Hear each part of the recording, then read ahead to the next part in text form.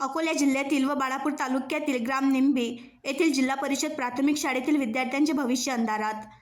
निंबी गावामध्ये जिल्हा परिषद प्राथमिक शाळेत एकूण 1ली ते 5वी पर्यंत वर्ग आहेत, परंतु 1ली ते 5वी वर्ग असून सुद्धा खोली मात्र एकच असल्यामुळे येथील मुलांचे भविष्य अंधारात ठेवण्याचे काम अकोला प्रशासन करीत असल्याचा आरोप येथील नागरिक करीत आहेत।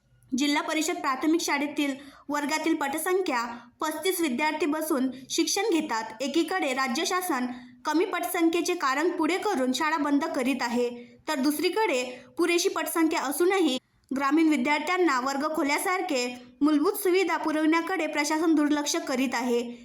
यावर महाराष्ट्र राज्य शासन व केंद्र शासन ग्रामीण विद्यार्थ्यांच्या बाबतीत किती गंभीर आहे हे स्पष्ट होते। निंबी येथील शाळा समिती अध्यक्ष विशाल वानखडे व ग्रामपंचायतने वेळोवेळी वर्ग खोलीची लेखी मागणी करूनही प्रशासनाने साफ दुर्लक्ष केल्यामुळे एका खोलीत 5 वर्गाचे विद्यार्थी बसवण्याची वेळ गावकऱ्यांवर आली आहे। संपूर्ण गावकरी मंडळीच्या वतीने प्रशासनाला विनंती करण्यात येत आहे की शासनाने लवकरात लवकर वर्गखोली उपलब्ध करून द्यावे, अन्यथा आम्ही आमरण उपोषण करू असा इशारा सुद्धा ग्रामस्थांनी दिला आहे। अकोला जिल्ह्यातील कित्येक जिल्हा परिषद प्राथमिक शाळेत अनेक समस्या आहेत। पिण्याच्या पाण्याची, वर्गखोल्याची संख्या कमी, शिक्षकाची संख्या कमी असून आता अकोला जिल्ह्यातील पालकमंत्री साहेब यांनी जिल्हा परिषद शाळेतील समस्यांकडे लक्ष देऊन समस्यांचे निवारण करावे असे जिल्ह्यातील नागरिकांचे म्हणणे आहे। नमस्कार, माझं नाव विशाल वानखडे, शाळा व्यवस्थापन समिती अध्यक्ष, निंबी, तालुका बाळापूर, जिल्हा अकोला। सदर ही जागा आमच्या शाळेची असून आम्हाला जवळपास शासनाचं पत्र आलं होतं जवळपास 3 वर्षापूर्वी शाळेची खोली पाडा म्हणून। आम्ही खोली पाडली, खोली पाडून जवळपास 2-3 वर्ष झाले, अजूनही खोलीचा काही पाठपुरावा करूनसुद्धा आम्हाला खोली अजूनही मिळालेली नाही। वारंवार पंचायत समिती, जिल्हा परिषदकडे मागणी केली, प्रत्येकानेच आम्हाला आश्वासन दिलं की हो देतो खोली, तुम्हाला देतो खोली, परंतु अजूनही खोली मिळालेली नाही।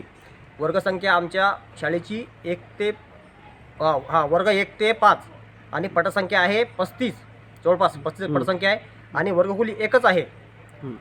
वर्गखोली एक असून आमचे विद्यार्थी हिवाळा पावसाळा पूर्ण बाहेर बसलेले असतात। हे जे आपण राऊंड दाखवा बाहेरचं, आमचे विद्यार्थी इथं बसलेले असतात, पूर्ण याच्यात बाहेर बसले वरंडात बसलेले असतात, पाऊस असो काही असो।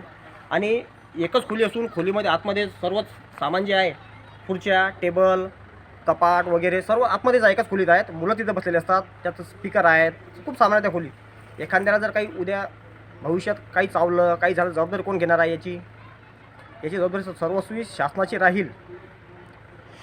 जबाबदारी शाळा व्यवस्थापन समितीची कोणती जबाबदारी नाही, ही सर्व जबाबदारी शासनाची आहे। वारंवार पाठपुरावा करून बी त्यांनी आम्हाला खोली दिलेली नाही।